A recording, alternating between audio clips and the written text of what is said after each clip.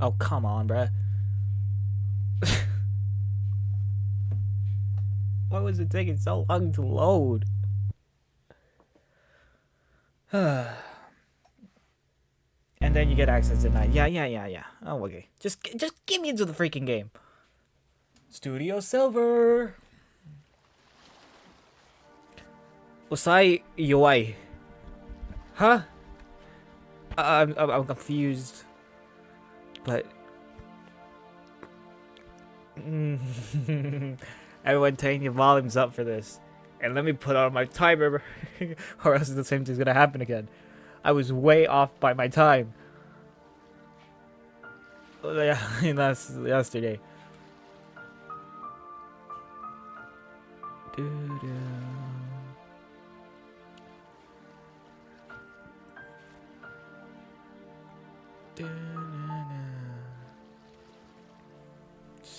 So peaceful.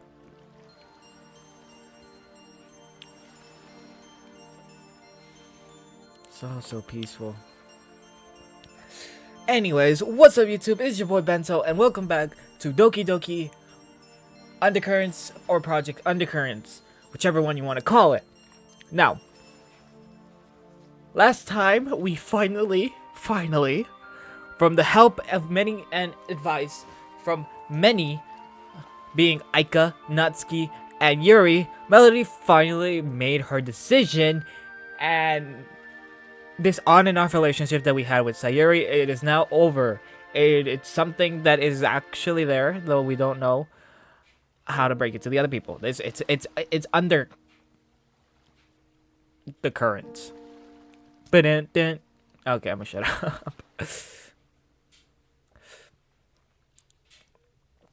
Anyways, not every no, I can't speak. No one knows about the relationship yet, but hopefully something happens or something. Anyways, I am like, seriously, this is probably the first. This playthrough is the first one to ever exceed more than 5 parts. Each of the playthroughs I have of my thing has been able to be played under 5 parts, or at least make 5 parts. Heartstruck was 5 parts. The Exit Redux, I'm pretty sure was 5 parts. I finished the main story in 3, and then did 2 bonus ones, and all that.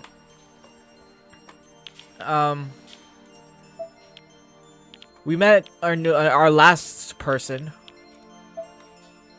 to this thing, being, if this would hurry up, this being our boss.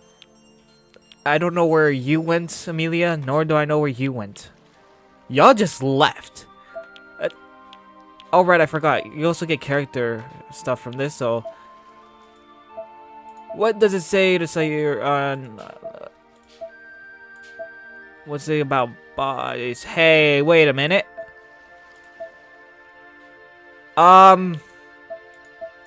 Who is this?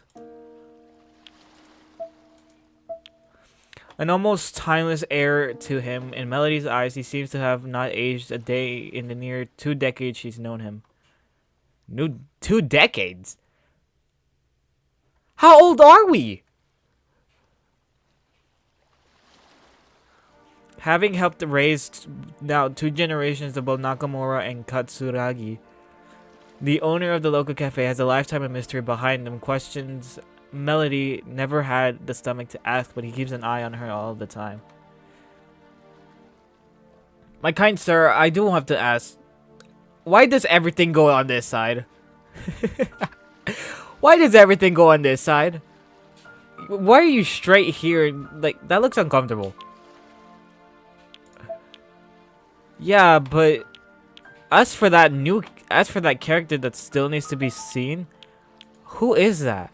Cause it's not appearing here. 1, 2, 3. Oh, snap. 1, 2, 3, 4, 5, 6, 7, 8, 9. Yeah, there's 9 people here, but right here there's 10 characters. There's 10 characters. Who is this? And why is it also not a character that is here? Because the boss was like a dark character. It was unknown. So was everyone else. I wonder who that character is. I really do. Are these features not available still? No. Okay. Anyway, let's just continue it. We were on a whatchamacallit. We were in a gosh darn sleepover, and I was just reading for the last few moments of the last part. I was just reading a whole bunch of stuff regarding makeup and hair and nails and this stuff that happens at a girl's sleepover, I guess, because I don't know. Let's just launch it, and Sayuri wants to play. Let's play charades. Charades. You mean the game when one person acts out something and everyone else tries to guess what it is? Yeah. A guessing game. This might be challenging. I guess. Well, I don't see why not. Should we split up into teams? Yeah, Monica, you may be. I thought you were the smart one here. Like, there's 5 people. How do you like? I'm not gonna split myself in half. With the odd numbers, that might be a little difficult. Perhaps we should play free-for-all. I don't even know how you're supposed to play free-for-all in charades. Ergo? I've never heard that word except in gosh darn Young Sheldon. Ergo? Yuri, chillax with the Shakespeare. Ergo, the first person to correctly guess receives a point, as well as the person who acted it. First to 5 wins? That sounds brilliant. So, rules shall be no calling out, just raise your hand and the person acting will point to you. Sounds good. Yep, works for me. No complaints here, but who's first? Well, it was Sayuri's idea, so why not her? But Sayuri got her makeup done first. Good point. Any objections if I go first? I don't think anyone will object. With everyone agreeing, Monica rises and turns to face the rest of the club. After thinking for a moment, she smiles. Holding her hands out, she motions her hands in front of her as if opening a book. Sayuri's hands shoot up, straight up, and Monica points to her, letting her speak. It's a book!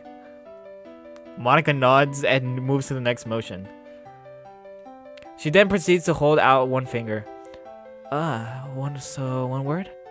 Standing dramatically, she motions towards something imaginary in front of her, clasping her hands together like she might be holding something inside her grip. She then brings her hands down in front of her as if she were driving a blade into something lying before her. I don't think I like that. After that, she glances around above eye level, reaching out and grasping the air for but a few moments. Finally, she motions as if she's been stabbed. Yo, the animation is top notch. Oh my gosh. She for real just fell over. Finally, she motions as if she's been stabbed, clutching at her heart and throat, staggering here and there before dropping to the floor in a heap. It was all very dramatic, but what does it mean? Dramatic? What do I know of the dramatic? First thing to leap into mind might be the drama club. The drama club enjoys putting on plays. Twice yearly, they present something to the school. And in this case, a book would be a screenplay in written form. It might be something out of Shakespeare. If Monica's going for general knowledge, I can't see her picking something obscure. Chances are she'd make it straightforward for the first round. Let's look at what actually happened then. It looks like the main character killed someone and then they were killed and then were killed themselves. Well, that definitely doesn't narrow that down. Romeo and Juliet. If I look at the most commonly referenced plays for the sake of brevity, however, Romeo and Juliet, Hamlet, A Midsummer Night's Dream, Much Ado About Nothing, 1 and 2, Henry V, Macbeth. Wait, that's it. She specified a single word. It has to be. Raising my hand, she points to me. She's laying on the ground and she just does that. She just points at you. It's Macbeth, isn't it? Yes. Well done, MC. That was quite fast, especially considering my hints weren't exactly the most straightforward. Well, once I nailed down to the works of Shakespeare, it was simple. It was a simple application of Occam's razor. Of what? So now Melody can go, right? Sure, I don't see why not. Replacing Monica at the center at the room, I have to think. It'll have to be something that everyone at least has a chance of knowing. Oh. Holding up my hand, I rotated around a imaginary projector as if to turn the wheel. Yuri reaches her hand and I gently points toward her, giving her a chance to speak. Movie? Nodding, I continue by holding up 2 fingers. So 2 words for this one. I give Natsuki a bit of a dirty look, then, huh? Why? Then glance towards the others. Oh, okay, she didn't hold her hand. I'm like, what? Natsuki, you have to hold out your hand, remember? Sorry, everyone. And as she looks downcast, I frown. I didn't mean to upset her with that only reminder of the rules without speaking. And as much as I would want to comfort her, she just got a little into the game. I can't break character. I decided to get it done quickly so I can cheer her up unless Sayuri notices and beats me to it. Pulling my hands to my side, I angle myself upward as if in flight. Then I land, pulling a sword from my hip. Swishing it around, I move forward and backwards.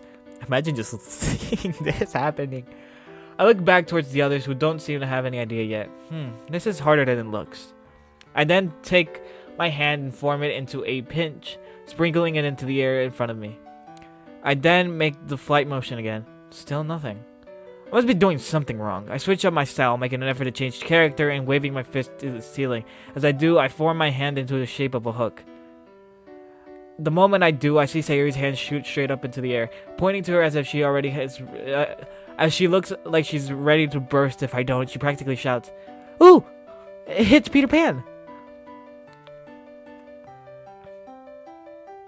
Sprinkling?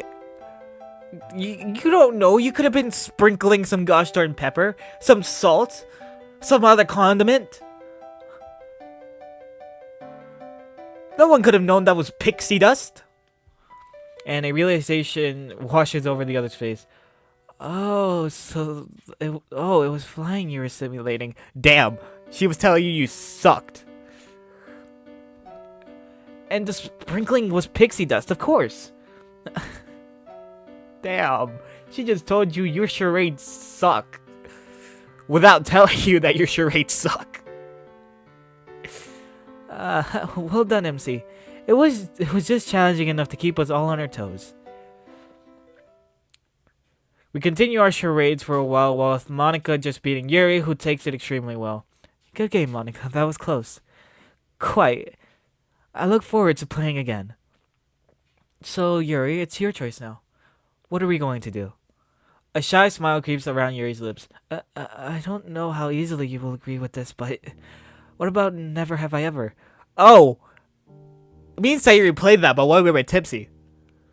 That's alcohol, right? No, you can play this without alcohol. That could be fun. Natsuki curses under her breath, but makes no objection. Oh boy. Sorry for sounding stupid, but what is it? Everyone looks at Monica. Apparently Yuri is sheltered than Monica. It's where somebody states something that they have never done, and anybody who has ever done takes a shot. Sayuri mouth takes one out of Sayuri's book. A perfect circle. Oh. Yeah, it's a fun drinking game where you learn all sorts of stuff about people. Yeah, but you can also use it to mess with people. Sayuri glances around the room, clearly thinking. But we won't do that. It's better we're better than that, right, everyone? I don't know. I don't know. I don't know. I feel like there's gonna be something happening. Besides, it's all in good fun. I agree. It'll be a chance to learn things that we otherwise wouldn't. Yeah, it'll be fun, Monica. I don't think Monica drinks. If everyone Elle says so. I suppose it can't be all that bad. Yay! Across the room, I notice only one person still seems to have doubts. Natsuki. Wonder why. Maybe she's not a big drinker. Ooh, I have just the thing. Wait here, everyone. Or maybe none of us should be drinking. You know? Us being 18 and all.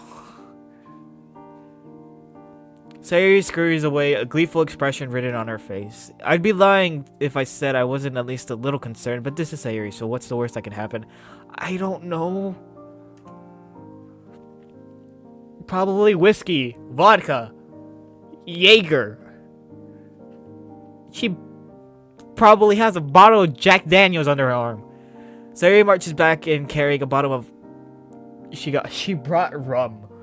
Okay. Is that rum? Yep. It's really good. Well, I have my doubts as to the other club members, at a quick glance I shrug. Honestly, I was expecting worse. At least this wasn't the vodka. Excuse me? Vodka? You mean, is this vodka and tequila pushed together? I'm sorry, I don't drink because I'm not allowed to, nor will I ever. But I don't have knowledge on gosh darn alcohol. So I don't know if that's a thing. Vodka. So who wants to go first? I mean, you enticed the game, so why don't you go first? Sure, I could go first. Why? Everyone glances in my direction. On second thought, maybe I shouldn't have run my mouth. You think? You think? Considering how intently they're looking at me, it makes me a little nervous. How about never have I ever cheated on a test? I have never cheated on a test. Looking around the room, I see a glass raised. Sayuri! What the hell? When? It was back in middle school. Remember the test that we worked really hard on? Oh, the math ones? Yeah, I do. We had a challenge and the winner would buy the other lunch for a week. Wait, you didn't. Sayuri, I failed that test! And you're telling me that you got a second best score in the class because you cheated? I bought you food for 2 weeks because I was so impressed. Surprise! Technically, I did pass the test though. My eyebrows twitched just a little. Then I sigh. Fine. Well played. I know, I got free food from you for 2 whole weeks. All that saving let me buy the fancy outfit I wore to the dance that year. Wait, you saved up to buy that? Man, that red dress was great, it really suited you. And all the boys in our grade knew it. But I think we got bigger fish to fry here. Both Yuri and Natsuki look at her confused. Did all 3 of you miss it? I glance towards Monaco, whose eyes have opened wide. Someone else was drinking. I don't know what you're talking about, Sayuri. Oh, don't play dumb with me. I saw you drink while everyone else was watching me. Clever, but not clever enough. I just wanted to taste it, you know? A likely story. Natsuki joins in on the interrogation. Look, I don't want my partner here to get rough. She motions to Sayuri, who makes a big show of looking tough. But I think you'll find me a lot easier to deal with. Or we can just drop it and change the subject. A hint of forcefulness causes the playful act between Natsuki and Sayuri to drop as they look at each other. It's not like we need explanations on why you drink anyway, so... Who's next? I'd like to go. Never have I ever been someplace where I wasn't supposed to be. You're not supposed to be here, Yuri, aren't you? Oh, crap. I glance towards Sayuri and the two of us raised a shot glasses to our mouth, downing them. What surprises me more, however, was that Natsuki did the same. You're not supposed to be here either, are you, Natsuki? Okay, Natsuki, why did you drink? I could ask you the same thing. Well, Melody and I climbed a lot of trees as kids. I'm guessing you did the same? Well, yeah, basically. I'm not convinced, but as Natsuki had mentioned in defense of Monica, it's best not to pry too much when someone's uncomfortable. The game's supposed to be fun, after all. Never have I ever stolen something worth more than $10. What? When did you go start? Just now, so? Natsuki's eyes darted from Monica to her shot glass. After a few seconds, she downs the shot. I don't think anyone could have missed Natsuki's movement. In fact, Natsuki looks pretty self-conscious about it. What? Why is everyone judging me? Natsuki, are you all... I'm fine, alright? Please, can we just move on? Her bubbly attitude evaporated in an instant. It's a shame too, so far it looked like she'd been having a blast. I think I'll go next. Brushing aside her somber attitude, she pipes up again. Alright, have at it, Natsuki. Never have I ever kissed someone. What? You're saying you've never kissed anyone? Honestly, that doesn't surprise me. Damn! Damn!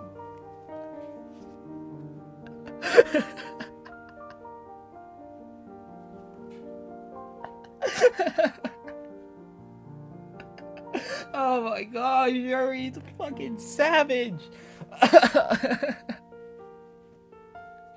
She went on and said, nah, you don't get no hoes!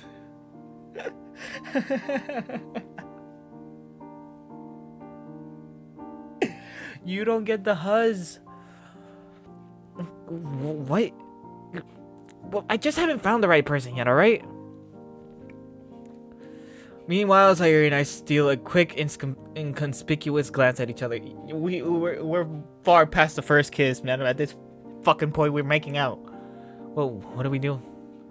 We were literally making out hours ago before everyone arrived. Yeah, that's what I was saying. Hell, after everyone arrived in her room. Not to mention, we slept together. I motioned into Sayuri. Looks like we don't have the choice, so we'll do it separately and hope it's enough to distract them. Biting the bullet, I bring a shot to my mouth and down it. As I do, I see the mouth of most of the club member drop open. No, really? Who was it? Was it good? No, we shouldn't bombard her with questions. As I speak, I see Sayuri out of the corner of my eye bringing her own shot to her mouth. Natsuki, who's been sitting next to her, pauses. She looks at Sayuri, then at me. Yeah, she's not dumb. Plus, she already knew about us. She opens her mouth, and as she does, I shoot her a pleading glance, then pauses again. Wow, look at you, all popular. I bet they were really lucky, whoever they were.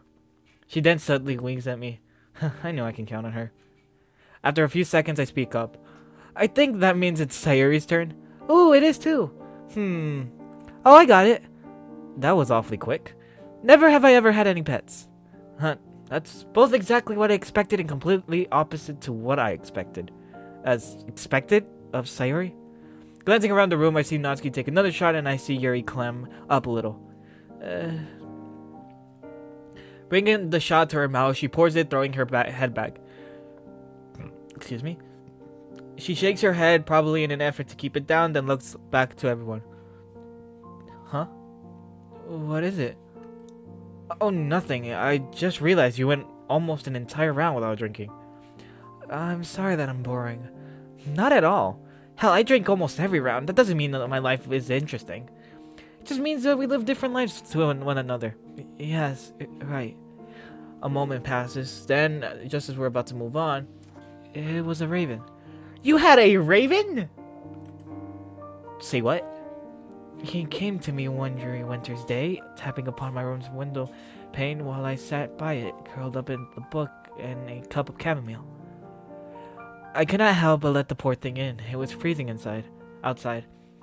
Black as the ace of spades he was, but for a splash of white upon the nape of his neck and his back. He gratefully ate every crumb I had to offer, and offer him I did aplenty for days and weeks after that. And would you believe how he showed his gratitude? He bought me gifts, that's how. Shiny buttons, insect wings, feathers, a loose coin or two, even little seashells. I still have them all tucked away in the little box. Happy memories of the bond I shared with a beguiling creature. All this while we have been listening to Yuri's narrative in dumbfounded silence. Then Monica breaks it. What happened to him, Yuri? Yuri smiles wistfully. As unexceptional as it sounds, one great dawn, his visits just stopped, and I haven't seen him since. I'm not sad that it's over, though. I'm grateful that it happened. Grateful that I was granted the opportunity to touch what seemed to be the edge of a magical world. They say the souls of poets, artists, and dreamers sometimes return as ravens. Perhaps that was just what he was, a dark muse, come soaring out of the chill air to inspire and enrich me. Goodness knows I penned many poems and a story based on what happened. Silence reigns once again, an almost awed silence, since a subtle voice comments and emanates from a corner of the room. He'll be with you always, Yuri. Or should I say, evermore. Yuri's expression is a mix of surprise, happy, and touched. I never get your limits, Natsuki. Who said I have any? We all laugh and the moment passes. Shall we try and get in two more rounds before we change the game? Sounds like a plan. Feel like we should try and give Yuri some... Oh, no. I'll give her an easy one. Natsuki's up next. I'm sure she'll give Yuri one. I'll give a blank. No way anyone has done this, but if they have, it'll be more surprising.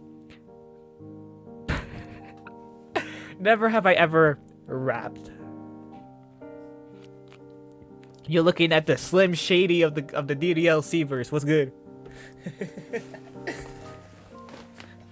I glance around at all of us and spy Yuri attempting to settle down her shot.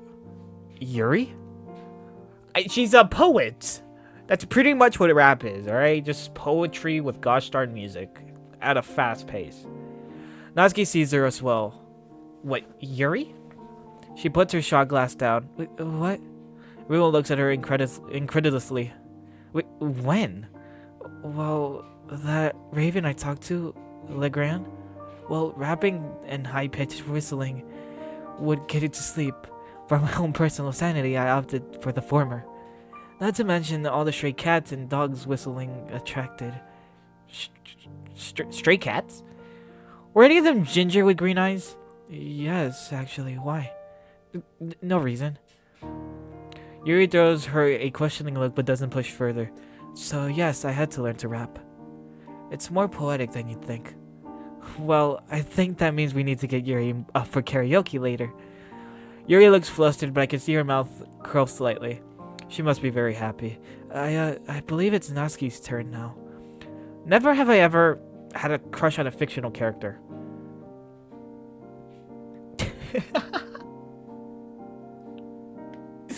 Where's my shot glass? I'm taking a shot of a gosh darn Kool-Aid, but crush on a fictional character. I'm pretty sure every person who's watched anime has one, or a few, or a list.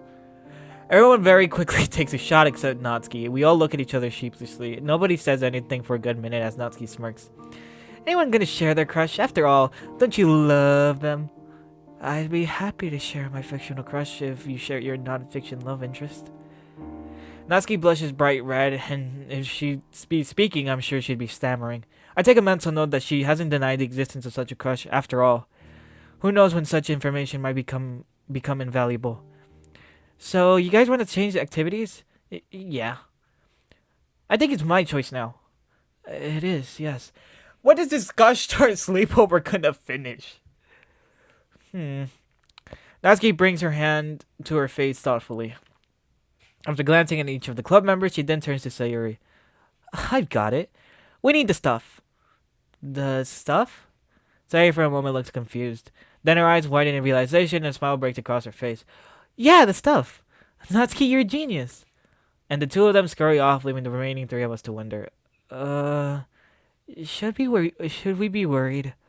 I don't think so. I wonder what they mean by stuff.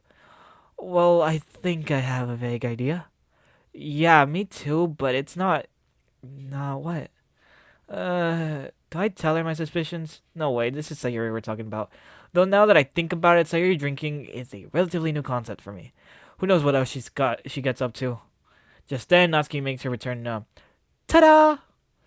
Placing a large sack on the table, it falls open to reveal, are those toy guns?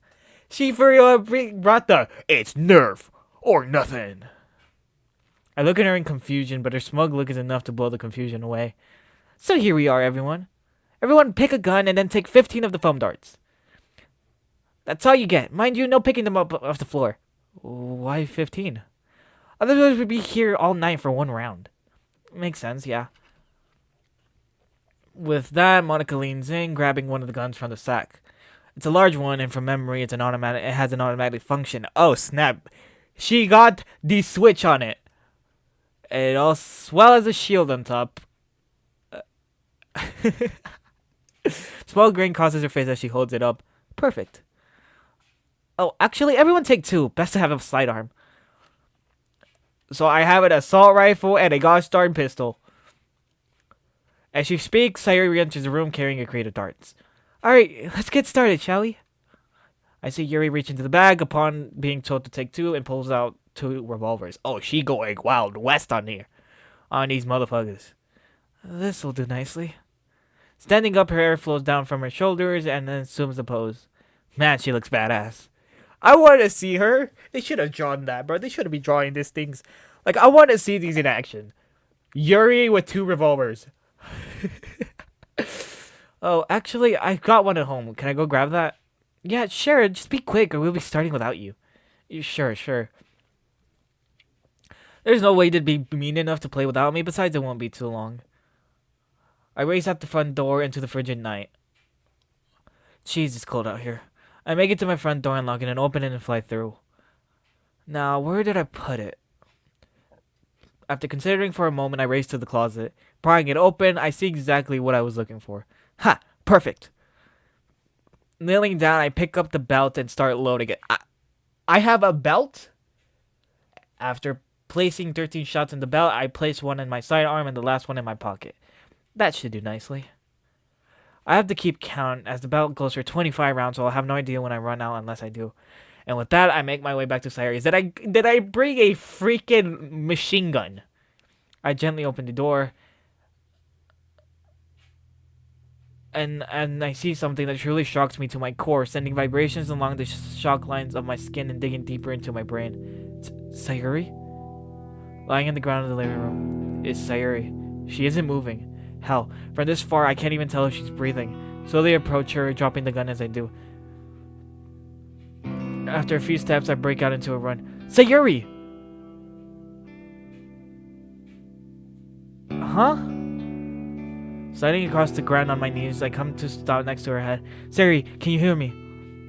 Leaning in, my eyes are drawn to her chest. She's not breathing.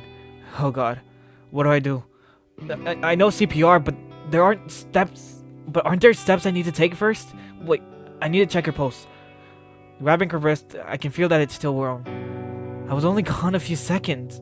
What the hell happened? Placing my finger on her neck, I search for a pulse. Frantically, I search for a pulse. It's there, right? And where did everyone else go? Why aren't they helping? Wait, there it is. There's her pulse. And then, after finding her pulse, I feel a soft movement. Oh god, she's breathing. Thank goodness. She moves, avoiding my finger. She might almost be conscious. Maybe this isn't as bad as I straighten up. No way. She's not serious, is she? She did not just pull that sort of prank on me. Shh. I'm supposed to be dead, Millie. You can't talk to dead people. Her playful whisper reminds me of something as I come to terms with what was going on. They started the round. I'm about to get bombarded with shots, aren't I? Sayuri's own words. We'll start without you. Oh, we ready for these action. And at that moment, I reach for my sidearm in my pocket. Out of the corner of my eye, I see a dart whiz past my face.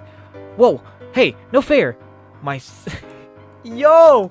Oh, this is about to be good. This is about to be insane. My assailant, none other than Yuri with her dual revolvers, has begun charging me. Surprise. Firing off a shot at her, I roll sideways toward my larger gun. I was sure outplayed there. Well, I wasn't going to shoot you when you were genuinely worried about your friend. Whoa, how considerate of you.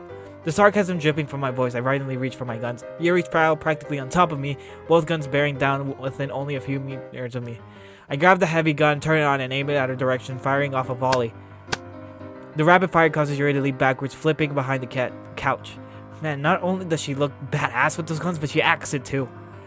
Looks and style can only get you so far in fighting, though at the end of the day, fire kills. With that in mind, I break cover, intent on pressing my advantage. Mounting the couch like the Marines cresting Suribachi, I purposefully raise my gun over the parapet of its back. a sight triumphantly settling on a huddled mass of purple. Say goodnight, Gracie. And I squeeze the trigger. Only to have nothing exit the weapon, only a pathetic whirring noise of a stoppage. Of all the stinking... Yuri's look of apprehensive resignation transformed into a slight grin. Good night, Gracie. She brings her 6 shooters to bear. Just as about to stare down the barrel of her weapon, I look Destiny in the face. 2 birds with 1 stone! A volley of darts whizzed through the gap between Yuri and I, causing both of us to start and dodge aside. Praise the soon. I scramble for safety behind the armchair, frantically doing what I can to clear the jam. Yuri, evidently dismissing me and my disabled arm as a threat, focuses on tackling the clear and present danger. A rampaging candy floss commando hell-bent on maximum carnage.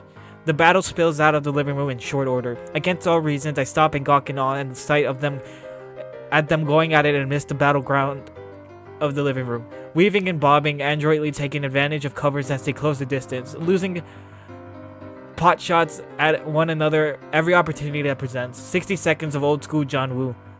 Even Sayuri can't help but pull a Lazarus and take a peek, so incredible at the sight.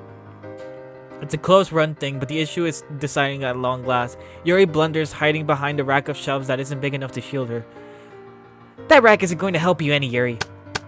From a perfectly executed Mozambique drill from Natsuki. Dash it all.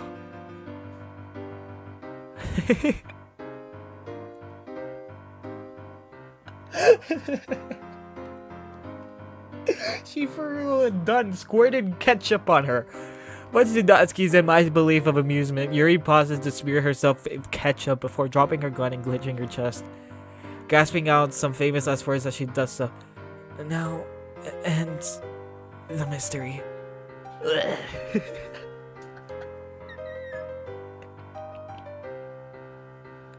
Oh, I'm loving this. And with that, she dramatically collapses to the floor with a dying swan, then lies still. Natsuki slides over to her fallen opponent, blowing imaginary smoke from her muzzle of the gun. You were good, kid. Real good. But at the end of the day, you will always be second best, see? Because nobody, absolutely nobody beats me in the kitchen. Those gimlet eyes of passion pink that snap around to fix me with a look of savage appetite. That's that whore's all the rest done. Now for the main course. And I belatedly remember that I was supposed to be clearing the stoppage. That's the stoppage cleared, thank God. Careful what you wish for, Captain Cupcake. You might just find yourself biting off more than you can chew.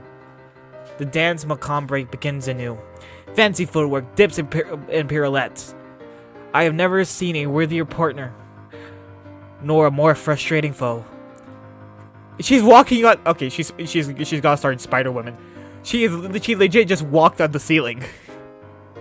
Quick of reflexes and small of a silhouette, she makes a difficult target. It's like trying to hit a dragonfly with a 12 gauge.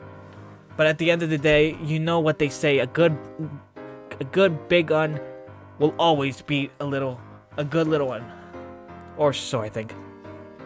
For now, I got her at bay. She's holed up near the far end of the dining table, crouched low, just out of sight. I scribble the words surrender and chocolate sauce on one of the many wandering pieces of sheets, folded into an aeroplane, and wafted over her. Back comes the aeroplane several seconds later, a reply scrawled in a fuselage of mustard. Nuts! Okay, smartass, you asked for it. One climactic burst of suppressing fire, and I'm finally on her. Caught in the midst of reloading, she looks at me with her expression deadpan. I take a moment to gloat. I know what you're thinking. Did she fire 15 shots total, or just 14? Truth is, I sorta lost count in all this excitement. But being that this is the most powerful weapon in its class and would blow your... No kidding on losing count, schmuck. Come again? She's right. There's nothing left in the belt. Natsuki finished reloading and she looks more bloodthirsty than ever. It's just not your day, is it, Inspector? No shit. Run, little Miss MC. Run! And run I do, tearing up the stairs all like all the devils in the world are at my heel. Heart pounding, lungs bursting, I make a beeline for the gleeest port of this storm. A spare bedroom with its spacious walk-in closet where she and I used to play at interdimensional travel as kids. Dashing straight into the wardrobe, I slammed the door behind me and sink into the floor with a sweaty heap, catching my breath. Oh, great.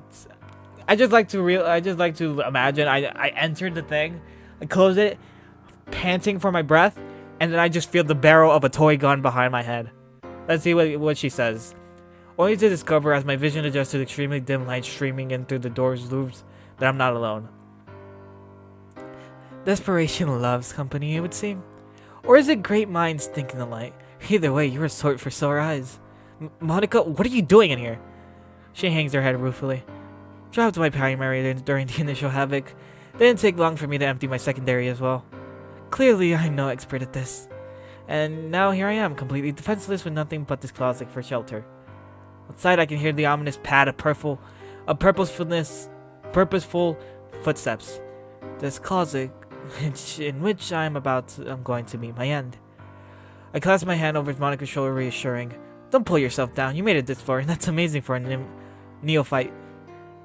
The end might be nigh, but rest assured you won't have to face it alone."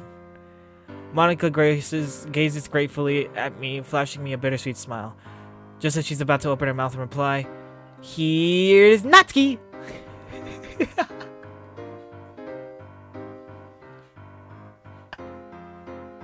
Does she have a mask?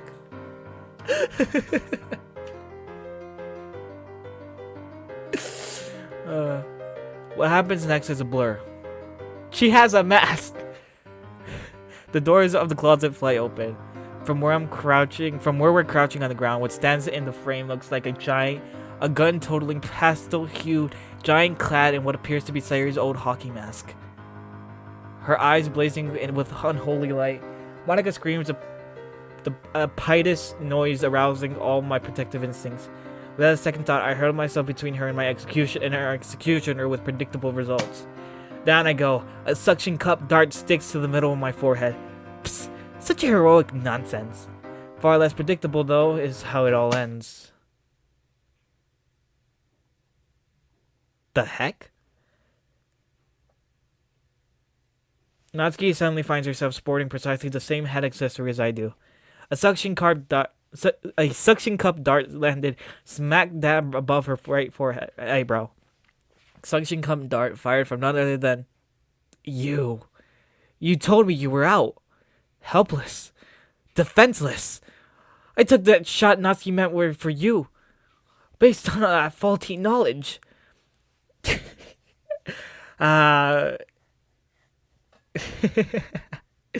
Monica smiles coyly, twirling her pistol around her trigger finger before hoisting it in her waistband. Sorry, MC, but sometimes a girl's gotta do what a girl's gotta do. Outplay, outwit, and outlast. I won't deny it, though. It's nice saying that chivalry's not dead. So here's a little something for your trouble. She's got me there. There's nothing in the rules prohibiting her from doing that, but it isn't so much her explanation that stifles my further protest. Then it is the contact of her lips against my still stinging forehead, imparting a soothing effect that completely outweighs the fleetingness of their touch. All my indignation dispelled just like that. Part of Natsuki clearly wants to laugh her head off at how I've been hoodwinked, but she can't suffice to get over something else in order to do so. All that skill, all that know-how, all that firepower, all that positional advantage, everything under my belt that I had going for me. And to lose to someone cowering in the closet with a dinking sidearm and their human shield? That's just how the cookie crumbles, Natsuki. All is fair in love and war. Damn it! As we reluctantly crown Monica the winner, descend the stairs and call for Yuri and Sayuri to join us, I can't help but boggle at how we underestimated our president. How strategically she outmaneuvered us. She may not have been the strongest player, but she used what she had to her advantage. All done so cunningly that you could stick a tail on her plan and call it a fox. It was a battle for the ages, the likes of which the world might never see again. And at the end of it all, with the dust settles, who's left standing? Just Monica. With her maddening smile and an even more maddening charm, continuing to surprise me with each and every turn. After the shootout ends, we all return to the living room in peace. Yuri now returned from the bathroom, it seems, while the rest of us waited patiently. I never thought I enjoyed myself so much. Same. It's definitely the most fun I've had in ages. I'm so glad you're having a great time. I'm sure it'll be better now that it's Melody's turn to choose an event. Oh, ball's in my court, hey? No, hey? It sure is. But pick something good. My selection is going to be a tough act to follow. Alright then, how about Truth or Dare? Ooh, spicy. Natsuki's bravado disappears like water down a drain. Don't worry, Natsuki. I'm sure everyone's going to be tactful. I think this could be an interesting exercise as long as we all respect boundaries. Natsuki doesn't look entirely convinced, but she doesn't protest either. There's something in my gosh darn sock and it's itching me.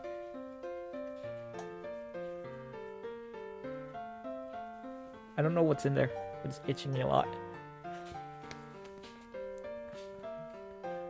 But of course, Yuri, boundaries are always important. Shall we make ourselves comfortable?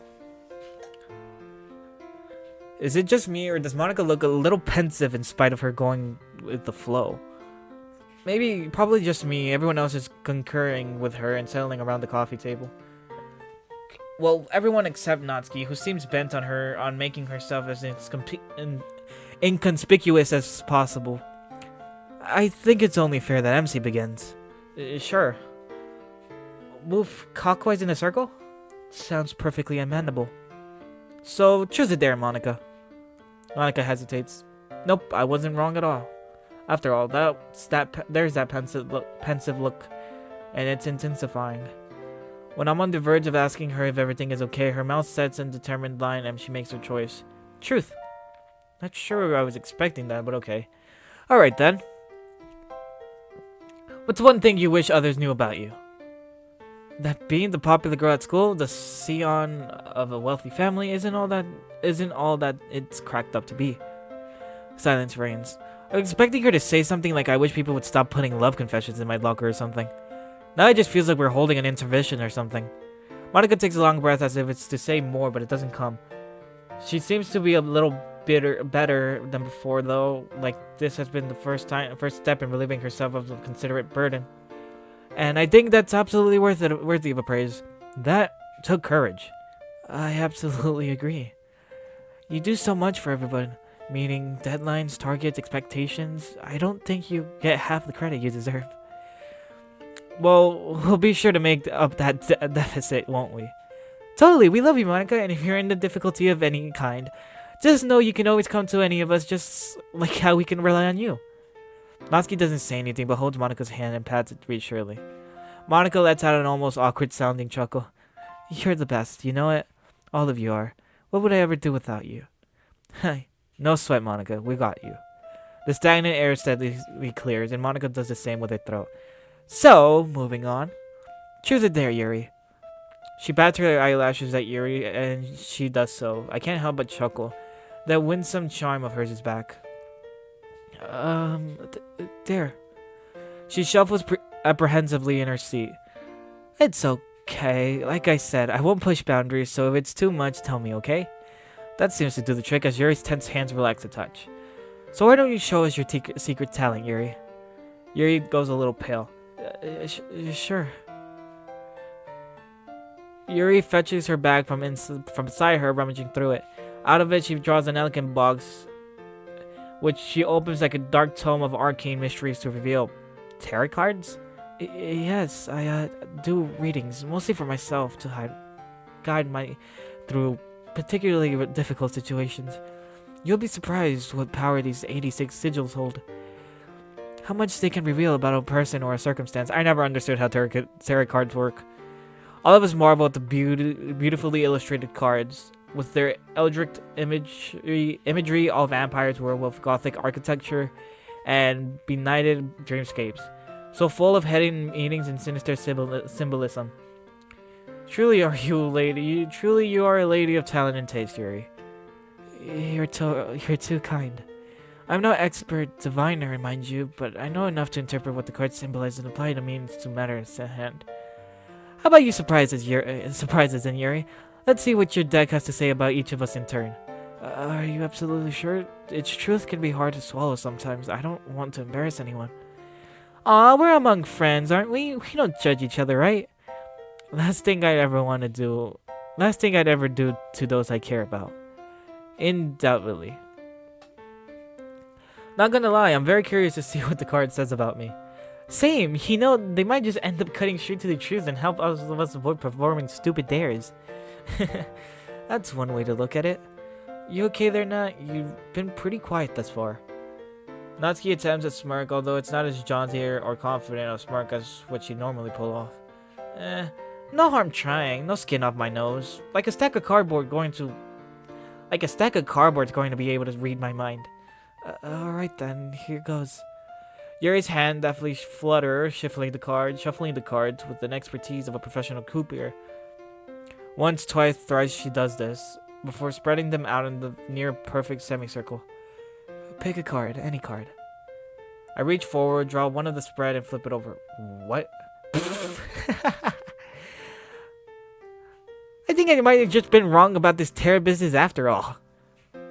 Because that card definitely suits humility. Oh, come on, man. Don't be mean. Appearances can be deceptive, MC. The Fool is actually one of the tarot's most positive cards. It symbolizes a carefree, spontaneous spirit, a mind that is both open and curious. Somebody on the brink of a momentous journey that promises much opportunity and potential.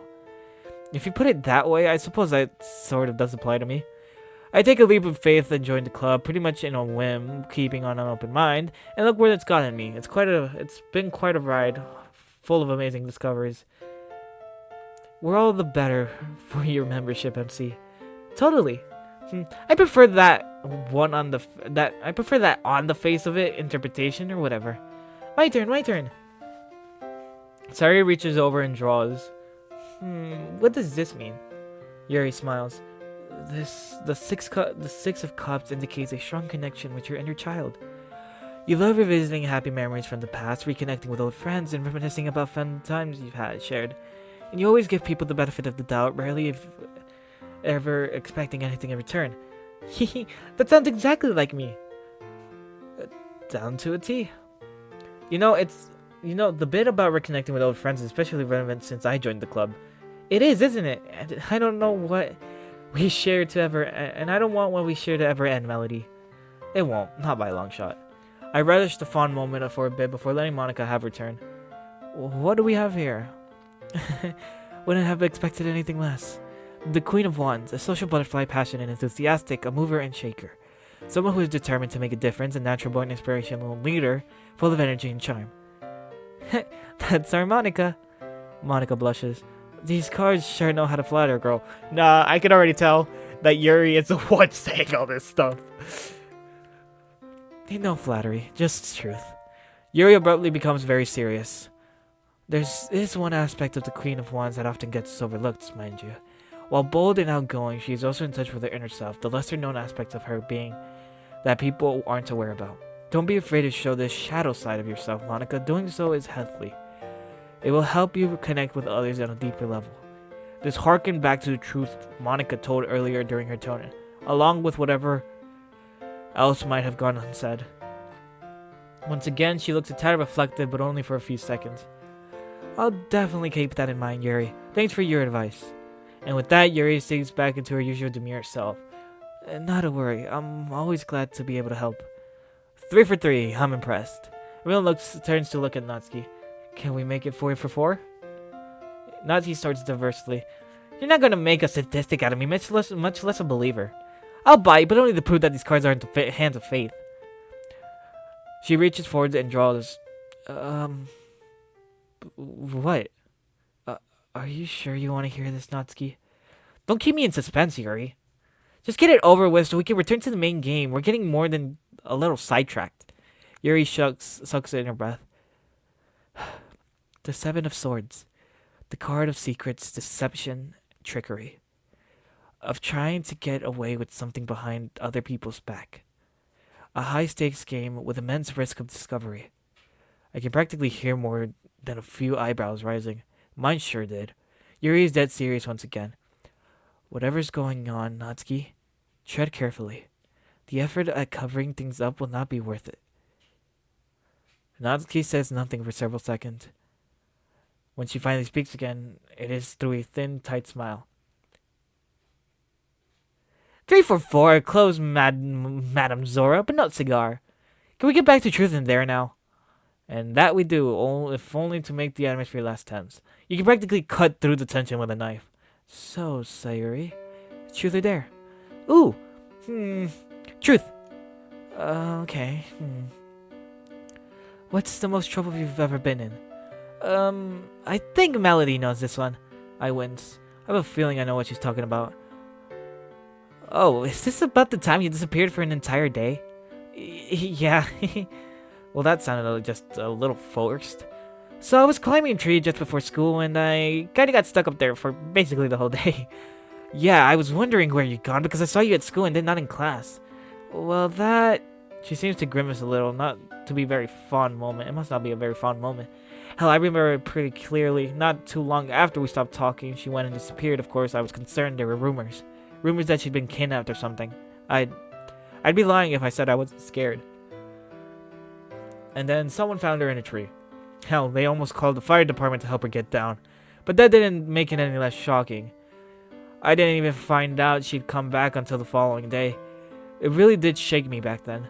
I remember seeing her all the following morning, and I had to resist the urge to race over and hug her. Even now, I still remember the moment of relief, seeing her alive and well, intertwined with a feeling of pain. The pain of knowing I can do nothing. Alright, we're into round 2, and I think it's only fair that we've upped the intensity. I believe it's your turn once again, Monica. Truth or dare? I'll dare the dare, methinks. Alright then. Pick one of us, we'll pick one of the others and embrace them. Sayuri squeals amusedly. Natsuki shrilly shakes her head, but her mouth is hanging open somewhere between a laugh and a sudden mullet. Yuri flushes pink and gazes down to her lap. As for Monica herself, she stammers. Embrace, you say? Well, I did say we'd be upping the intensity. But if this is too far for you and if it's making you uncomfortable, we could always forfeit. Monica smiles awkwardly, such a different sort of smile from what I normally see on from her. I'm not... fine. I might be a little... but I'll do it. She turns to face Yuri. May I hug you, Yuri? Yuri's face reddens further, but she slowly returns Monica's smile and nods. Okay. She slowly sidles up next to Monica. Monica tentatively hovers her hand above Yuri's shoulder. I'll start with rubbing your shoulders. Yes, I'll lean onto you. Let's just stack the gosh darn sprites on top of each other. She gently rests her head on Monica's neck. Monica places her hands on both of Yuri's shoulders. There is something motherly and loving in Monica's eyes. Yuri closes her eyes and I see a serene smile play on her lips. Thought this might range anywhere from awkward to titillating, but no. The end result is nothing less than sweet. Yuri's happy expression and Monica's parental nurturing. Monica's fingers then run along Yuri's hair, then their conjoined fibers, intermingling strands of midnight and sunlight, wrapping around me like a cocoon. I feel her stroke our conjoined tresses, and I feel a great sense of protected satisfaction. Am I Yuri? Her shielding me from everything that harms. I can't help but feel safe. I rest my hand around her waist. Yeah, we are Yuri, aren't we? My eyelids start to fall close, pulling down the reassuring intimacy, swept over by a feather of golden dust and joyous parental nurturing, something I love dearly. I feel sleep pull at me. Monica can surely see my eyelids closing, the dark pull of hypnose taking hold of my lashes. I can't... Jeez. I expect her to berate me for this, but she neither lashes out at me nor resists it, instead continuing to stroke my hair and murmuring softly. I just hover there, feeling appreciated and loved. Monica leans down and whispers softly into my ear, her warm breath on my cheek. Fall asleep if you want, Yuri. It's perfectly okay. You're so good to me, Monica. Thank you. Anytime, Yuri. Anytime. The soft strains of Claire de Lune play in my ears and I slip out of consciousness. After watching Yuri's eyes close and her breathing slow, I quietly assume she's fallen asleep. Watch Monica stroking the slumbering Yuri with such gentleness, and I can't help but smile. Sayuri and I sit there in silence, marveling at Monika's tender affections, while Natsuki still flusters in the corner. Eventually, Sayuri pipes down to a low whisper. Shall we step to the side so we don't wake her? Yeah, I mean... yeah. Natsuki quickly checks herself after initially forgetting to lower her voice. What about Monika? Monika looks up at us slowly and mouths at us. Go on, don't worry about me. I'll just stay here with Yuri. You go on ahead. Okay, thanks, Monika. Oh, but... She pauses for a moment. I'll be back. She shrugs as Natsuki raises an eyebrow, but neither of us say anything as Sayuri bounds out of the room. So, seen any good movies lately? Was that really the best one there? Yeah. That's sad. I don't see you doing any better. I didn't try. Exactly. So who's worse? The one who's terrible at small talk when they try, or the one who doesn't bother? The one who doesn't bother, obviously. You're not gonna improve if you don't. You know what? We're talking about this later. We're gonna fix this. You just gestured to all of me. Yes. I chuckle. My heart's in the right place, I guess. Her heart's in the right place, I guess. At this point, Sayuri re-enters the room, grinning ear to ear. Should we be concerned? Always. I have half of mine to step back out into the living room, but decide against it. Alright, back behind the trigger. Sayuri rubs her hands gleefully. So, Nat, truth or... There. Aw, what? Again? You're no fun. There she goes, opting for a dare almost immediately. My mind can't help but wander back to Yuri's tarot reading. What could Natsuki be so desperate to avoid exposing? Pipe down already. Everyone knows dares are more fun to watch than truths. She arguably has a point. So, go on, then. Have your fun. I can take anything you throw at me. Alright, then. Okay, let's... Just for this...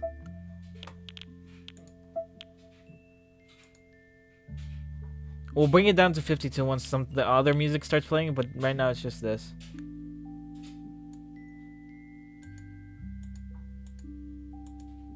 I have zero clue what sound is. Or ambiance. I haven't heard any ambiance. Reaching into a nearby jam jar, Sayuri smears a dollop of the stuff onto Natsuki's elbow, sparking to herself gleefully. Bet you can't lick that off. Wordlessly, Natsuki lifts up her elbow to the mouth of her hand. She tilts it inwards. There's an audible pop followed by another, and... No way. Did you really just... Should have taken you up on that bet. Sayuri and I can scarcely believe what we've seen, but it is what it is. Natsuki just dislocated both her shoulders and elbow to lick the jam off. What the Huh? What do you mean she dislocated both her shoulders? I mean, not both her shoulders, both her shoulder and elbow. How do you just do that willingly? How the heck did you...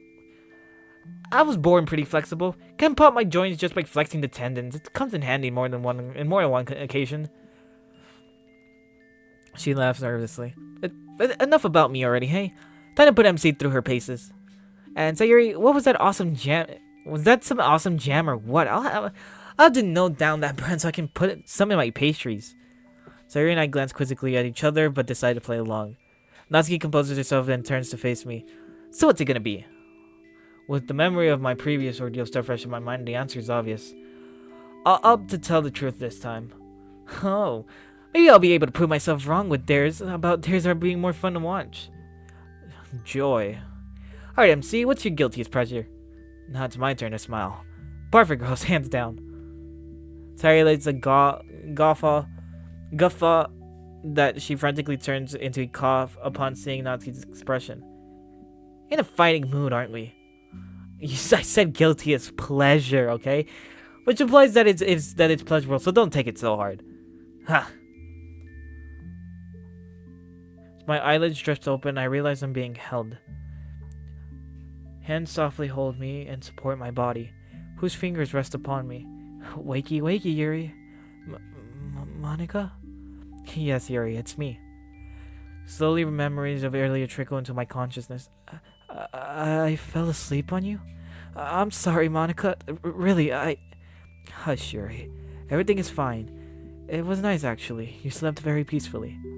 Monica's tone only just registers, maternal and soft, like cotton candy upon my ears and feathers upon my body, keeping me supported.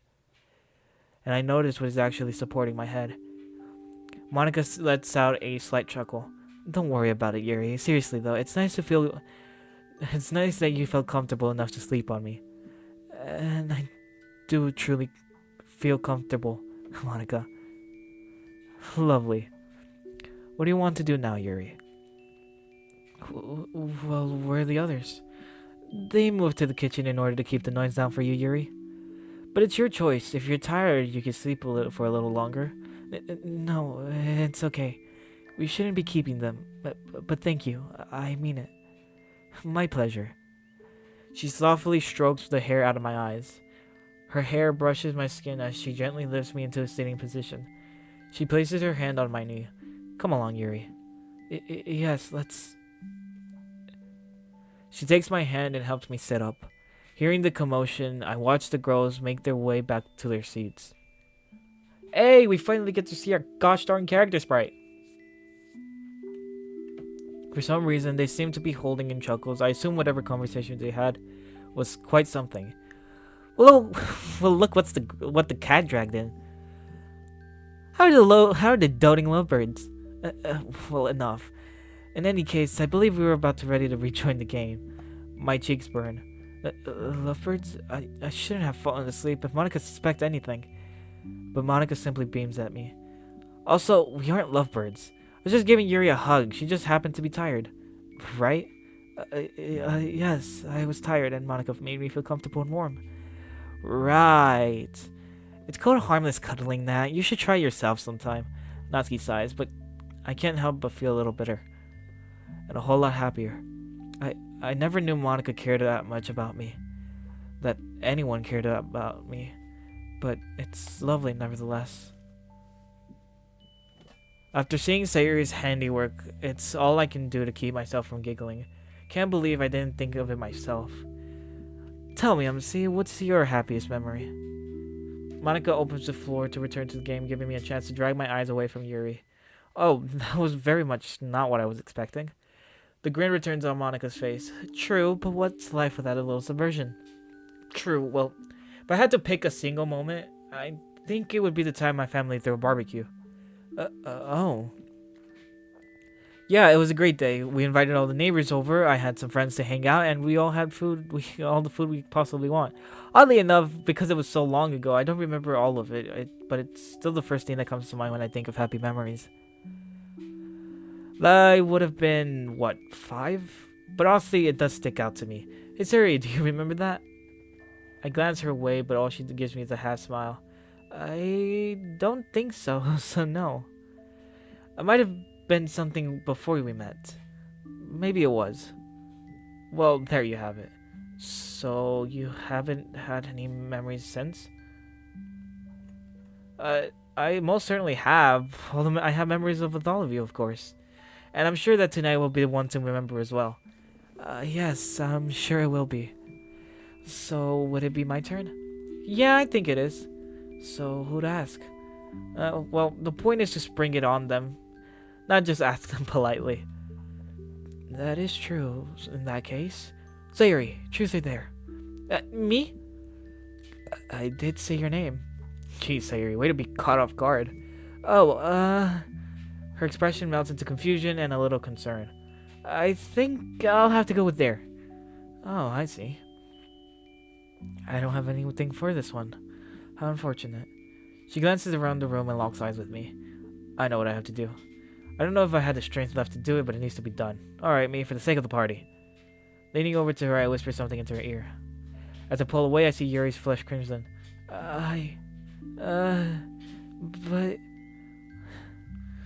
After a moment, her embarrassment fades and she turns to face Sayuri. So, actually, I've been wondering about this for a while, but how close are you with Natsuki? Hey, that's not a dare. No, it wasn't intended to be. But the dare is this. Prove how close you two are.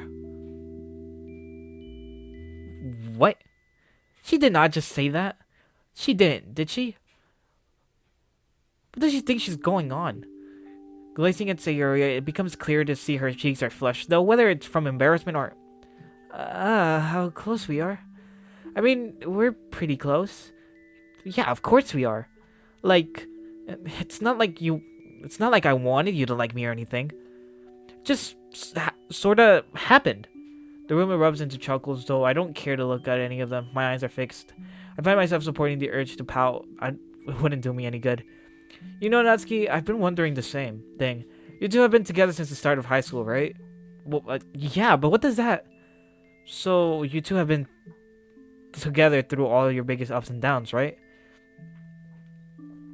I still don't see how this is a dare. I think they want us to prove how close we are. Okay, so what? You want to snuggle like Monica and Yuri just did? Well, I don't think we have that kind of relationship, do we? What are you saying, Sayuri? Well, I'm saying we need to fulfill the dare. There isn't anyone out there like us, you know? She's right. We've done everything together, but this is exactly what I wanted to avoid tonight. I didn't want to be put in a corner like this. It makes me... whatever. It's Sayuri. It's not like we're strangers or not even close. She always says that she thinks the world of me. But doesn't she love Melody? She always used to talk to her about her. Hey Natsuki, it's just a dare. If you don't want to, you don't have to. To hell with it. As I reach toward her, the world around me seems to slow. I feel her sudden surprise. I don't even see it, I just know. And with it, I feel the anticipation well up inside of me. Man, if I was ever prepared for a moment, it'd be this one. Placing my hands gently on her face, I bring her in close. As I do, I prepare my heart. Man, I'm so nervous. My heart is beating so fast I can barely breathe. What am I doing? Is this legal? Yes. No time for hesitation. As I clear my mind and lean in, all at once, my senses explode. Is this... I never felt anything like it. Sayuri.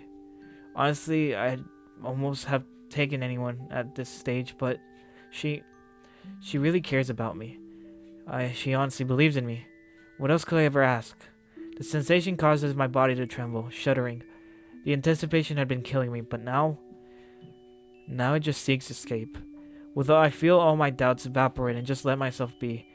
To feel her warmth, to think that it was this nice to feel loved. I make sure to savor the moment for as long as I possibly can. And when I finally do pull away, it leaves me hollow, lonely. A feeling that I can't quite describe, but I was happy. And even now, I still am. As I look away from Sayuri's embarrassed smile, I see the others. It then occurs to me that we were being watched. Well, what do? I don't know what to think. It just happened so quickly that no, wait, this was their idea. Just write it out, Natsuki. You got this. Just looking at their faces, they're all a shade of pink. So, nope, that's it. Can't do it, nope. You don't got this, Natsuki. I wasn't expecting that, to be completely honest, but looks like Natsuki really needed that. She looks so much more at peace now, despite the flustered look she's wearing. So next up would be you, Natsuki. What? Yeah, sure. Monica. There. But I didn't even... Forget it. I dare you to make MC really uncomfortable. Yeah, wipe that stupid grin off her face. Hey, don't bring me into this. You were making fun of me. No, I wasn't. At least, not out loud. Well, how shall I go about that, I wonder?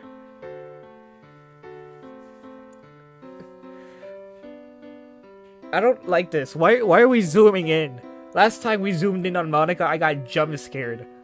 Monica stands up and slowly starts to move towards me, extending her hips as she walks. I can't feel a little bit concerned. What is she planning? As she gets closer, she slows her movement. In fact, she seems to exaggerate more and more of her movement. This might be bad. Oh, you're in for quite a surprise. Oh, I don't doubt that. She's now mere inches from my face, and I can't help but flinch a little. What's she planning? A grin on her face really gives me shivers. She's not doing what I think she is, right? There's no way. Prepared, MC. No? Perfect. She leans in, and I pull back, but my seat refuses to give me any more space. Oh, not good. I'm in a spot of bother. There's no doubt in my mind now. The smirk on her face, mere centimeters from my face, is definitely making me uncomfortable. Glancing past Monica for a moment, I can see Natsuki's face as a state of shock, but I don't blame her. I don't think any of us were expecting this. Resigning to my fate, I turned my head slightly to the side and squeezed my eyes shut. Agonizing moments passed with no end in sight. How long is she planning to torment me? Maybe she isn't even there anymore, and this in itself is torture. Should I open my eyes? Or is that what she's waiting for? Not screw it, I'd rather know what's going on. Ouch! Did you smack me? Opening my eyes, I instantly recoil in pain. My nose! Can't believe you fell for that. Holding Monica, holding her fingers as she just flicked me, provides me with a grin. She got me, alright. Okay, so who's next, Sayuri? I think everyone's a little shaken after that, all except Monica herself, who looks abundantly proud of herself. Yeah, my turn. She turns to Natsuki. Dare. Absolutely dare. Sayuri gives her a puzzled look, as do the rest. Okay then, how about eating a whole tub of ice cream? This girl frightens me sometimes. I mean, just think about that for a second. That borders on torture, depending how large the tub is. That's... Well, if you're lucky, I didn't go for my... You're lucky I didn't go for my first thought. Natsuki doesn't look super happy, but I think I'm sensing a trend. You better not pull anything stupid. Who, me? Never. Alright, now I'm scared for Natsuki. Sayuri gets up and walks towards the kitchen. Natsuki throws me a terrified look. We both know exactly what the girl is capable of. Monica has an eyebrow raised and Yuri's no less confused. How is eating ice cream hard? It's not the ice cream. Sayuri's crafty. We'll have to wait to see what she comes up with. And as if on cue, she enters the room holding a small tub of ice cream. Ta-da! I watch the color drain from Natsuki's face as she locks eyes with Sayuri. No, Sayuri, wait, let's talk about... Nope, no negotiations, only suffering. For what may be the first time in my life, I'm truly glad that I am me and not Natsuki. And considering how specific that is, it might not be happening again. Sayuri places herself next to the pink ball of fear, and it leaves the rest of us wondering just how bad this really is. Looking at the ice cream itself, it appears to be about a liter container, and it's very, very strawberry flavored. I thought Natsuki liked strawberry though. She's lactose intolerant. Sayuri, please. Anything else? Come on, please. Sayuri cuts her off, and slowly a deficient glare widens across her features. Better get started. There will be penalties if it melts, you know. Natsuki says no more. She simply takes the container. As she opens it, I can't help but stand to get a better look. The labels don't lie for once. It looks like basically frozen strawberries mixed with ice cream. But that isn't the thing that stands out. No, it's so much worse than that. The ice cream is something different. It looks like it was formed in the last ice age. Not like this. I can't believe you've done this, Sayuri. Sayuri simply smiles as if it's the happiest day of her life. It is, isn't it? It's exactly what you think it is. This ice cream is 2 years old. Sayuri's been sitting in your freezer for all that time. Well, I sure wasn't going to eat it. God, you're a monster. I had to save it. For a rainy day. Oh, and though it's just pouring. I think I see the light fade from Natsuki's eyes. But she isn't wrong. Who plans a party like this just to make their best friend eat 2-year-old ice cream that you didn't want to eat yourself? That's plain diabolical. Natsuki brings the first spoonful to her mouth. Nope, I remember this stuff.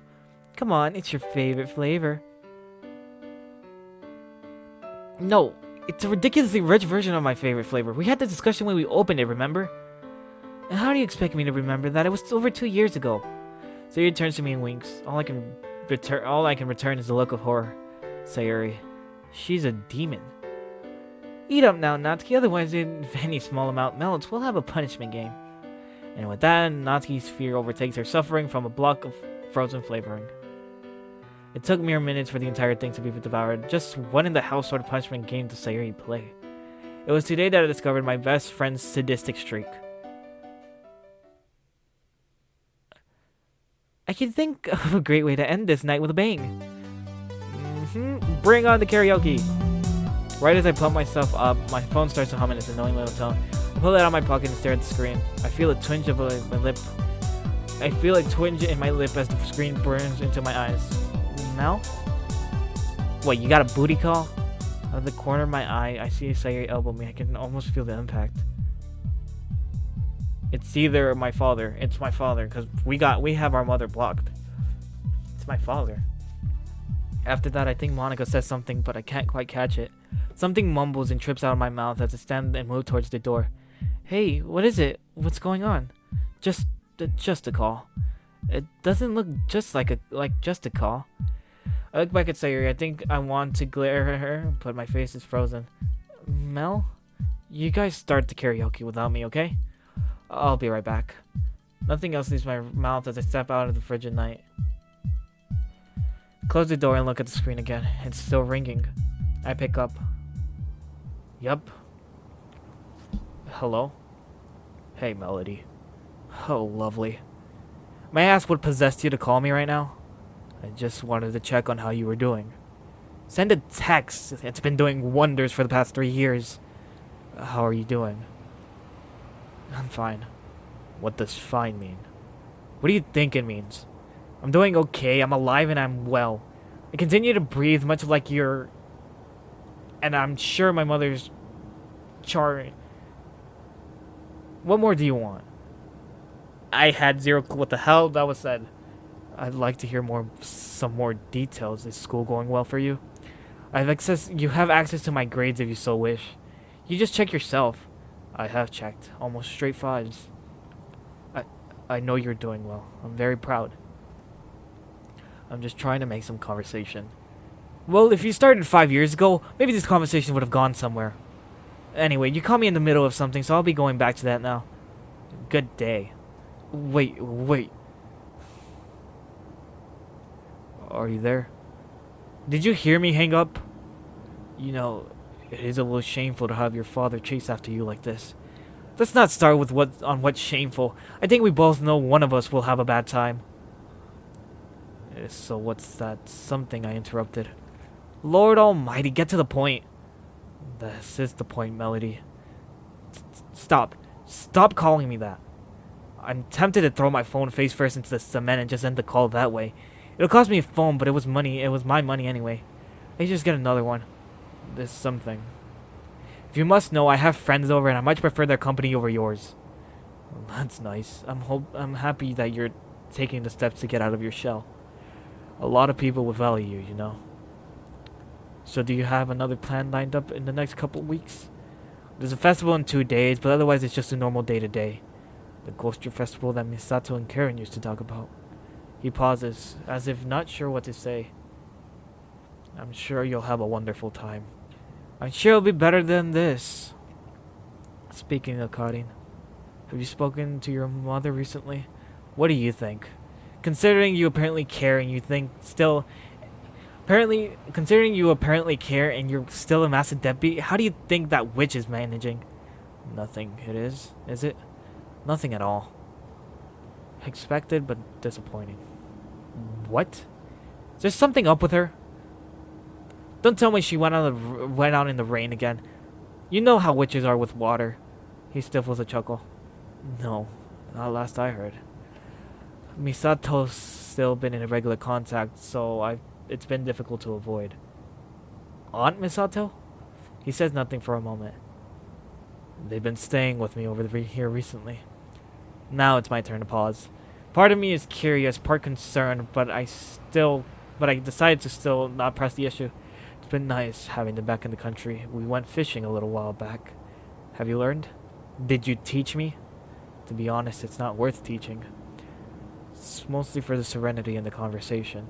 Did you teach me that either? I taught your mother would have done at least that much. Sayuri didn't tell me Aunt Misato was with you. Right. Right what? Does she not know? She doesn't? I expect it from you, but not from her. Things are complicated. My eyes narrow. It doesn't take a genius to recognize that sudden lack of bluster in his tone. What's going on? Come on. This has to be the reason you called instead of just shooting me a text, right? What is it? Oh god, I swear, if you pulled a Karen... No, purge that thought from your mind. Okay, then what is it? Just don't be surprised if you see your mother sooner than you might expect. What? He seems to let out a sigh on the other end, but I only feel the tension grow. If she shows up, I won't open the door. I'm not asking you to do anything. If that damned rotten hag even looks in my direction. And you are in your right. I just didn't want you to be surprised when the time comes. Well, thanks. You ruined my night. Glad to be of service. There's one other thing. Bills here are expensive. A house in Japan that isn't an investment is only compounding to those expenses. I feel my teeth grit. Fine. I don't want your handouts anyway. I'll try and give you until graduation, but there's a chance Sayuri may be in a similar boat. Perhaps you two could work something out. My grip on my phone tightens, and the urge to peg it's palpable. I will work something out. If you don't, you both have dual citizenship, so... He seems to cut himself off, not sure if he should finish his own thought. I'll work it out on my own. You can hear him nod from his way his beard brushes against the microphone. Any other earth-shattering news today? No. Good. I'm going back inside. Alright, it was nice talking to you, Melody. And I know you don't feel the same way, so you don't have to throw a snide remark. I understand. I'll see you at another time. The phone shakes by my ear, and then, before I can even register, my lips start to move and the words spill out. But what about you? How are things? Oh, they're alright. It's hard work, but I make do with what little time you have. What do you do in that little time? I remember you used to read this big, thick books you had lying around the house. Do you still do that? I wish. I don't have that kind of time. Aside from helping with Misato and I mostly just eat, watch garbage television, and think about you. Yeah? Yeah. I hope you're not thinking of me, though. You have better things to do than fret over the old man who isn't even around. You'd be surprised. It's no use getting bogged down by things that don't matter. Those friends you have to get back to. Yeah, what about them? Do you like them? Well, I sure hope so. They know where I live. Yes, I hope you're a better judge of character than I am. That is a very low bar to clear. Indeed, so make sure you do. I will try my best. Do or do not. Not try? Okay, sure. I'll catch you later, Dad. Yeah, have a good night. And you a good afternoon. Of course. Bye. Bye. As the phone drops to my side, my legs wobble beneath me. I have to lean on the door to keep myself on my feet. Fuck. The door opens behind me, almost toppling me backwards, at least until Sayuri catches me. She steps outside with me, helping me back into a rightward position. Hey, Melly. I heard a thud, so I'm good. They're selling the houses. Sayuri clicks her tongue. Well, looks like might need to find somewhere else to stay. Not for a while yet. It's just some forewarning. She lets out a sigh of relief. Oh, good. You want to join us inside? Or is there something you want to talk about? Close my eyes, considering what to say, but it's not to subject her to conjecture. No, I think I'm okay. Thank you, though. I muster up a warm smile as we step back inside. The warm air rushes over me, accompanied by smiles of the same ilk. Come, sit with us. You missed out. We just finished packing up. Oh, crap. Really? Yeah.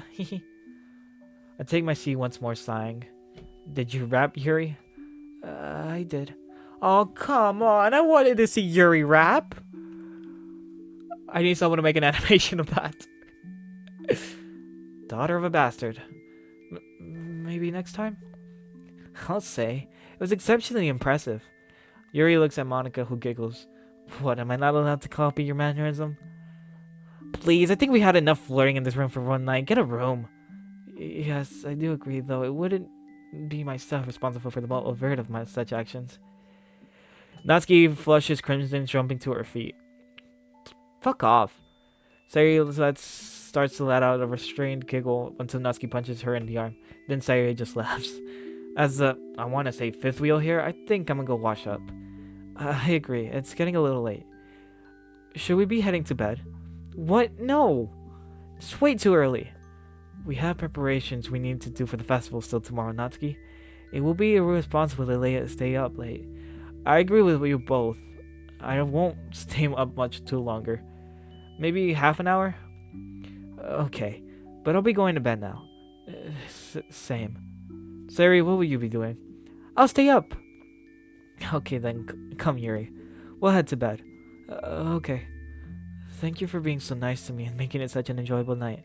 No problem, glad it was fun. Our pleasure, Yuri. Well, I'm glad. Yeah, it's good you enjoyed it. I certainly did. Monica takes Yuri's hand. Thank you all. See you in the morning. Night. Bye. Watching Monica and Yuri leave, I turn to Sayuri. So, what did you have in mind if you guys wanted to stay up? Well, I figure we can just chat, you know? Yeah, we've been playing so many games that we haven't really had the chance to just hang out. Yeah, exactly. So, what did you want to talk about? Our crushes? That's typical girl talk, right? I don't know, don't ask me. Though my assumption is quickly shot down. With the look of both of these girls shoot at each other, then me, I decide that for whatever reason, it probably wasn't wise. I don't think... I was just joking, don't worry.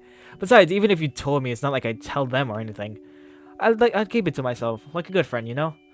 Yeah, no, I know you would. Yeah, but probably not a topic for now, you know? Wow, way to kill the mood, me. So, how has life been lately? Really? That's the best you can come up with? Genius right here. Same old, just school and work. Though I do wish you'd lengthen your wit a little. Now that's a little mean, Natsuki. I'm just saying, she could afford to be a little more active in her language. What, you're saying that Melody isn't perfect as she is? I think she's quite a cunning linguist, if you ask me. Regardless, I think someone needs to work on her conversational skills. I shrug, more to myself than to either of the girls. I can't really argue with that. So let's do that. Uh-huh.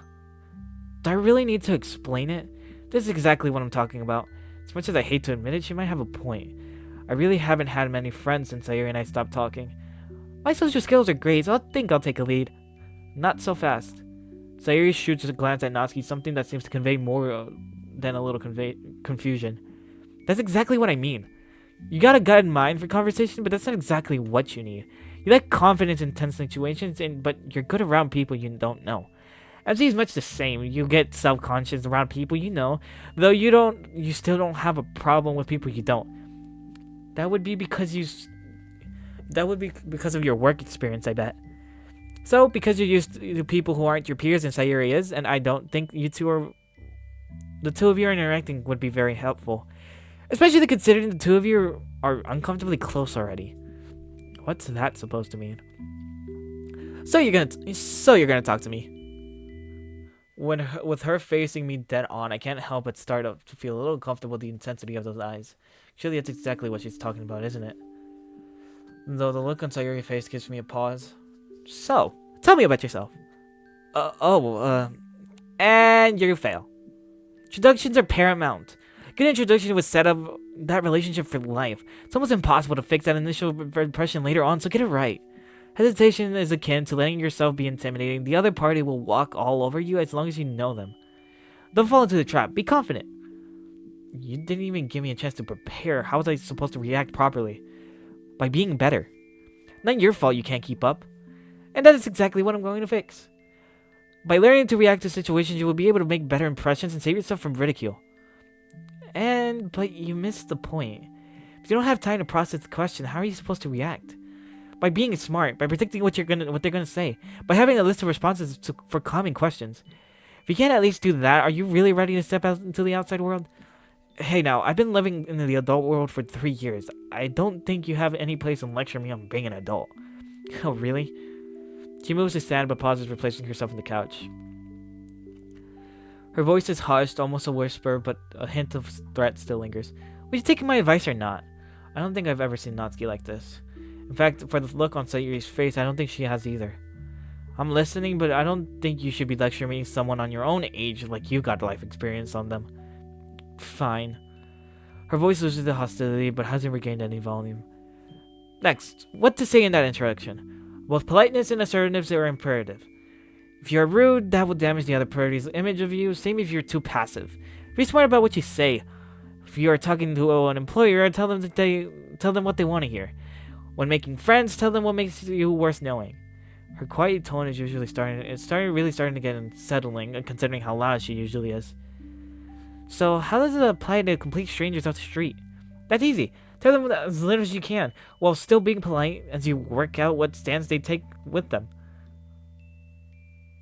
Answer questions directly, and never answer a question with a question. That's a classic example of backchat, and is disrespectful. Be direct but not aggressive, answer questions with sincerity, and don't overthink it. Falter, especially at the first question, you might as well give up. What if you're just having a casual conversation?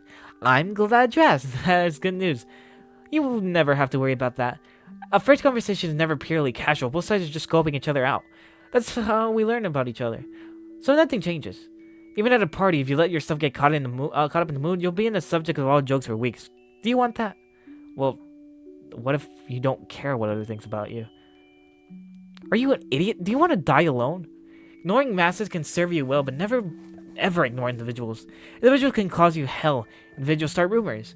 Children will ruin your reputation. After all, who doesn't trust a small, adorable face? And most importantly, never ever underestimate anyone. If you do, you're digging your own grave. Navigating through social situations comes easy for some. For those it doesn't, you need to fight for it. Fight for respect. If you don't, you'll be left by the wayside. I think you're just a little too cynical, though. Being a little too cynical, though. People aren't all out to get you. Sometimes you can just make a good friend. She shoots a glance my way and warms my heart. Straight after, a glance of sadness, and I'm immediately reminded of what I did to her. Can't believe she forgave me so easily. More than that, I can't believe Natsuki, who had obviously been told all the stories, is still willing to talk to me. Surely she knows. What? Too close to home? No. Sayuri steps in. Well, I do appreciate the advice. I think it's enough for a night. Natsuki turns to her, then back to me. She seems to realize something. Big talk for someone who is just lecturing us on social interaction. I see. Standing up, she starts to walk towards the stairs. I'm going to bed. No, Natsuki, don't leave. Not yet. I'm not stupid. I know when I've overstayed my welcome. Thanks for listening to my useless advice. She practically spits the last 2 words as she disappears up the stairs without another word. What? It's a long story. Well, we have time. You really aren't good with social cues, are you? I am, but I prefer to know things than not know. Natsuki doesn't have the most fun home life. As far as I know, she's never dated anyone, not even gotten close. What happened earlier today, I think that was the first time she's been embraced like that. That was her first kiss. Oh, so y'all kissed in front of the whole literature club. Mind you not, madam, in front of me as well. So what does that make you to her? She shuffles uncomfortably on her seat. I am her best friend, her only real friend. She believes I'm the only one that will ever understand her, so do me a favor. Be her friend. Be there for her. So that if... It seems to now be my turn to look away, my eyes filled with uncertainty. I have no idea where I'm going to end up making a promise like that. She does seem to mean well, and I've nothing really against her. But ever, I've only ever really, very recently started talking with anyone, let alone so many people. I can't make that kind of promise. I'm sorry. From the corner of my eye, I see Sayuri grow melancholy. I just don't know. What'd she do if I wasn't around anymore? What do you mean if you weren't around? Don't read too much into it. I just wish she'd try to make more friends. I'll do my best. At last, her smile returns. Thank you. We relax for a moment, leaning back into the couch. Sayuri leans onto me, her breathing softening as she pulls me ever closer. Well, you know... Really? After all that? What, we're alone? We can duck over to my place. Then we have to come straight back to our separate beds here. Do you really want that? Why? Would it be such a bad thing if they knew? Her incredulous look shuts me down in an instant. Yes, obviously it would be a problem. Fine. Alright, fine. It was a bad idea. Sorry, I just go ahead to bed. Oh, no, you don't. These people are literally upstairs, alright? One could literally get up and calm down, alright? Here you are wanting to not have anyone else know, but yet you're literally doing this here. Grabbing my shirt, she pulls me in. You aren't going anywhere just yet. She drags me up to her room, practically by the mouth. Okay, man. Again? All right, look, we'll finish this gosh darn lustful fucking part, and then we'll end the part because I've been literally recording an hour and 40 for gosh darn just one sleepover. That's how long this lasted. The night didn't stop for us until the sun slowly began its rise. Oh, thank you. Okay, that's what we're gonna end. We're ending it here. All right. Gosh darn spent an entire episode in a gosh darn sleepover. I am done. All right. I thought this was gonna be my final part of Sayuri's route.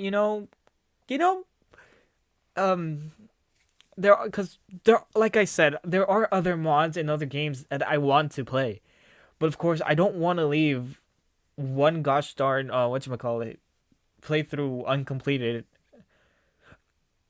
and all that. But I might as well just do that because literally this isn't the end of Sayuri's route, and we're already in part 6. So I don't want to. I don't even want to think about how many more parts it's gonna be for all the other routes. So yeah. So we just play. Basically, this entire episode was just basically just spent on a gosh darn sleepover, playing games, learning some stuff about other Doki Doki Literature Club members, and that's it. I don't know. I want to continue this series. I really do. But looking at the statistics and everything that's going into this series, as good as it is killing my YouTube channel. It is. If you see the viewing numbers on each of these videos from the start of this playthrough, they have been an all-time low. This video is not bringing me any more people in, as Heartstruck did. Heartstruck literally was my best mod playthrough. And all that. But probably this one doing not so well would probably be on me not being able to do good thumbnails or not good titles or something like that. Or anyways. So I don't know if the next video I put up would be another part of this, or I'll just start on a new mod or start on a different game. There are some games that I've been wanting to play. Anyway, enough about me rambling. If you enjoyed this video, why not if you enjoyed this type of if you enjoyed this video, why not hit that like? And hey, if you enjoyed this type of content, I intend on making more of this type of content, so why not hit the subscribe button? Anyways, this has been Doki Doki Undercurrents. This has been your boy Bento. I'll see you on the next one. Bento out.